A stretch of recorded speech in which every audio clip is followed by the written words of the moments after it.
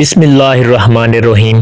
السلام علیکم دوستو، یہ واقعہ 18ویں صدی ہندوستان میں پیش آیا۔ ایک طرف 18ویں صدی میں جہاں ایک طرف ہندوستان مسلمان میر جعفر اور میر صادق جیسے غداروں کے رحم و کرم پر تھے، تو وہاں دوسری طرف ان کی آقاؤں یعنی فرنگیوں کے ظلم و ستم سے بھی بے حد تنگ تھے۔ دوستو، اس دور میں اللہ کے ولی یعنی شاہ ولی اللہ اور ان کے فرزند مسلمانوں کے لیے کسی بھی قربانی دینے کے لیے تیار رہتے۔ دوستو، اس دور میں ایک عیسائی پادری نے مسلمانوں کو چیلنج کیا تھا کہ اگر تمہارا قرآن سچا ہے تو تم آؤ اور اپنے قرآن یعنی کلام پاک کو آگ میں ڈالو، میں بھی اپنا انجیل آگ میں ڈالتا ہوں، اس کے بعد پتہ چل جائے گا کہ کس کا کلام سچا ہے اور کس کا جھوٹا ہے۔ یہ چیلنج اس نے دیا تھا ایک بہت بڑے میدان میں، جہاں آگ جلا کر وہ مسلمانوں سے کہہ رہا تھا کہ آؤ تم اپنے کتاب کو آگ میں ڈالو اور میں بھی اپنے یعنی انجیل کو اس آگ میں ڈالتا ہوں۔ دوستو، اس موقع پر وہاں تماشا دیکھنے کے لیے ہندو، سکھ، عیسائی اور باقی دوسرے مذہب کے لوگ بھی کافی تعداد میں جمع تھے۔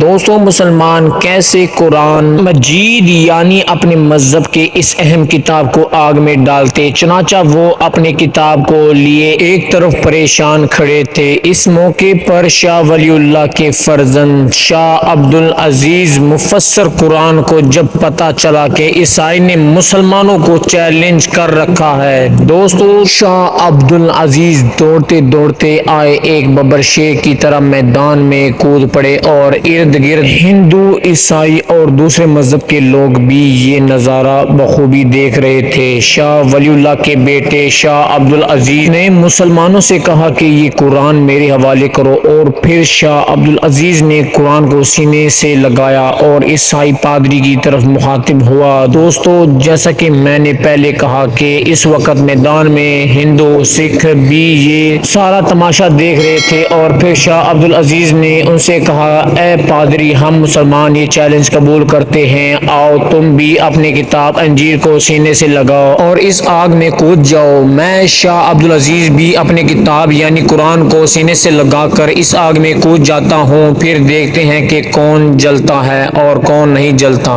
دوستو، جب عیسائی پادری نے شاہ عبدالعزیز کے یہ الفاظ سنے، وہ برا بلا کہہ اٹھے کہ میں نے کیمیکل انجیل کو لگایا ہے، اپنے جسم کو تو نہیں لگا سکتا۔